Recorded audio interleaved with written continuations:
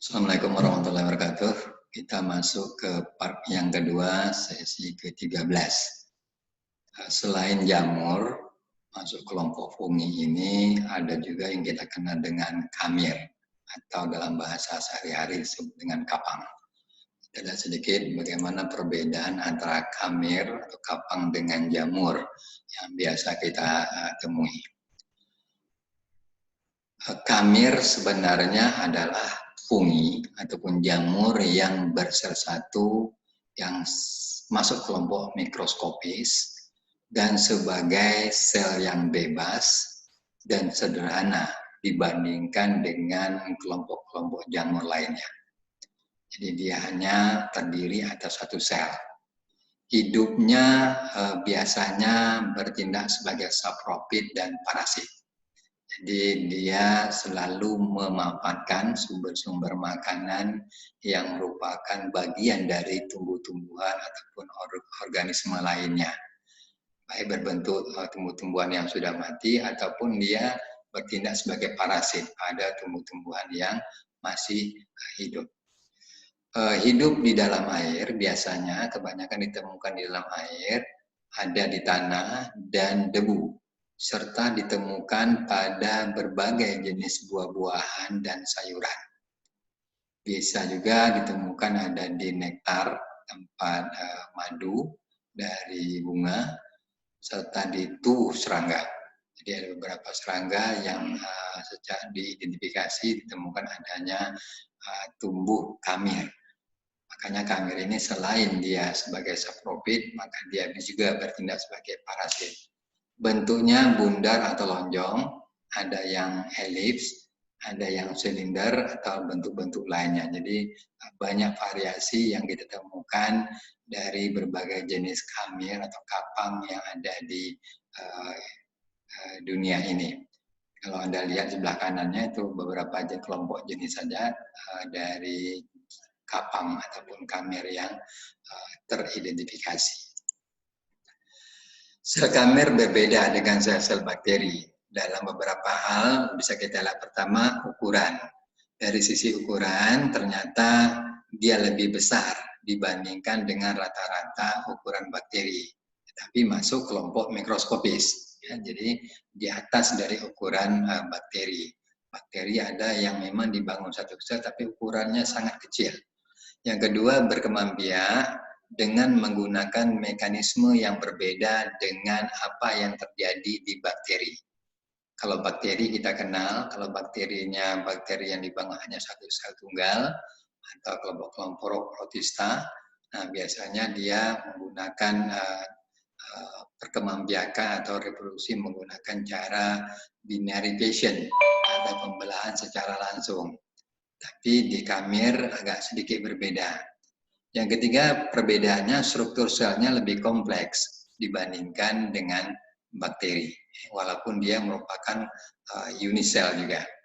Kamir sebenarnya dapat dimasukkan ke dalam kelompok atau dalam kelas-kelas Ascomycota atau famili Ascomycetes, Basidiomycota, dan Deuteromycota. Jadi dia masuk dalam kelompok jamur ataupun fungi. Nah, bagaimana dengan sistem reproduksi yang terjadi yang berlangsung di kamir? Reproduksi yang dilakukan oleh kamir itu dengan dua cara, sama seperti jamur, ada yang menggunakan cara aseksual, kemudian ada juga kelompok-kelompok dari kamir yang menggunakan cara seksual. Nah, ketika dia menggunakan cara aseksual, apa yang bisa dia kerjakan di sana? Pertama, ada jenis kamir yang menggunakan cara bertunas saja. Ini masuk nantinya kelompok Candida spesies. Dan kamir pada umumnya selalu menggunakan tunas dalam rangka untuk memperbanyak dirinya. Yang kedua dengan cara pembelahan sel. Ini hampir mirip dengan bakteri tadi ya. Ini kelompok-kelompok Schizosaccharomyces. Yang ketiga membentuk spora aseksual. Jadi dia membentuk spora aseksual, maka ini nanti akan berkembang menjadi kamir baru. Biasanya dilakukan oleh kelompok-kelompok kamir dari kelas Ascomycetes. Ini cara pembentukan spora aseksual. Kita lihat diagramnya dari tunas. Nanti dia bisa juga ini tunas. Dari tunas ini nanti membentuk kamir baru atau sel-sel kamir yang baru. Kalau secara seksual, biasanya kamir itu akan membentuk spora seksual.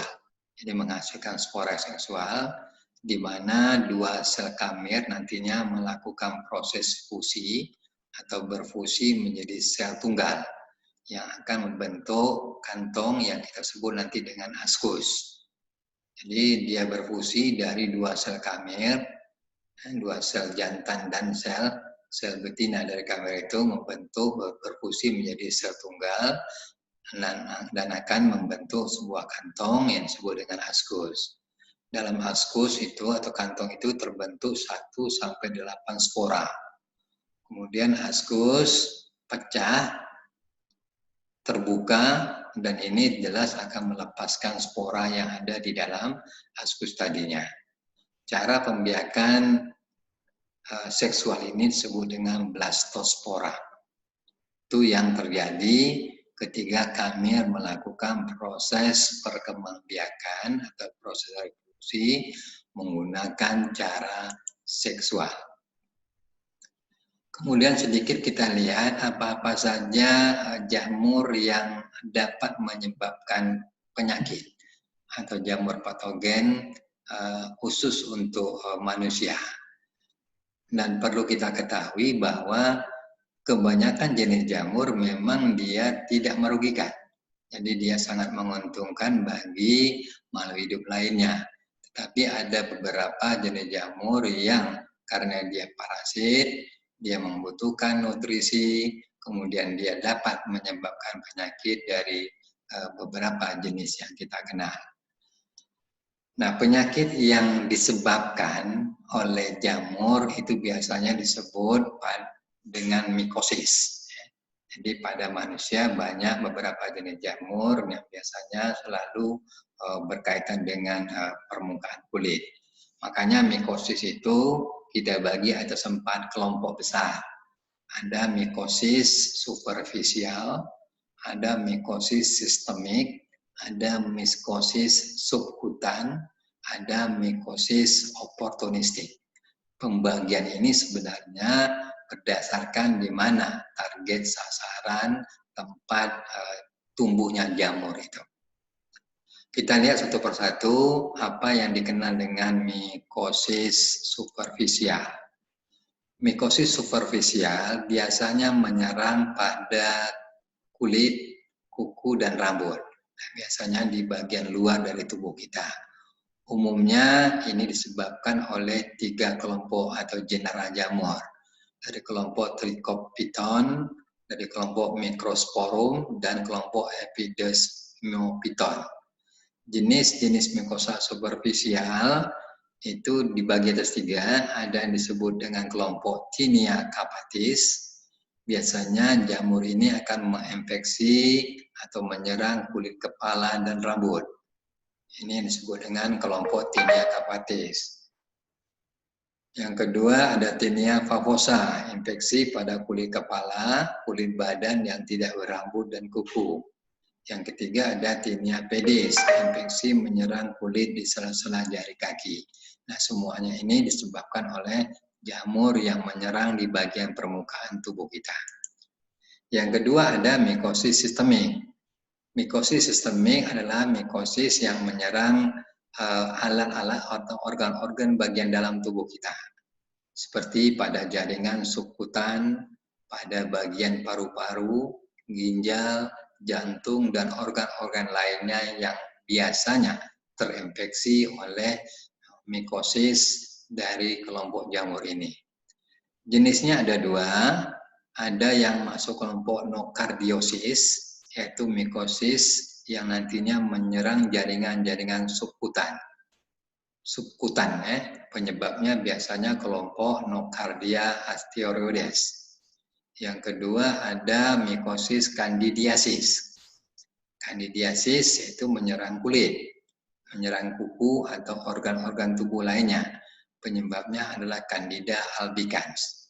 Ini yang sering kita temui pada kulit-kulit yang kurang bersih. Yang ketiga ada mikosis kutan. Biasanya menginfeksi terbatas pada dermis saja, pada bagian permukaan kulit, bagian jaringan di bawah kulit, dermisnya, epidermisnya. Kemudian infeksi ini timbul setelah kulit terluka. Jadi ketika kulit kita terluka, maka bisa saja jamur akan masuk ke bagian bawah dari epidermis. Ketiga jenis ini jarang ditemui atau langka. Mikosis subkutan yang di bawah dari permukaan epidermis. Yang keempat ada yang disebut dengan mikosis, ini salah. Yang keempat adalah mikosis oportunistik. Jadi mikosis yang terakhir ada mikosis oportunistik, yaitu jamur-jamur yang menyerang orang-orang yang mengalami masalah-masalah dalam sistem kekebalan tubuh. Jadi dia bersifat oportunis. Ketika orang-orang ada persoalan-persoalan dari sisi kekebalan tubuh, maka jamur-jamur seperti ini bisa menyerang tubuh orang ini.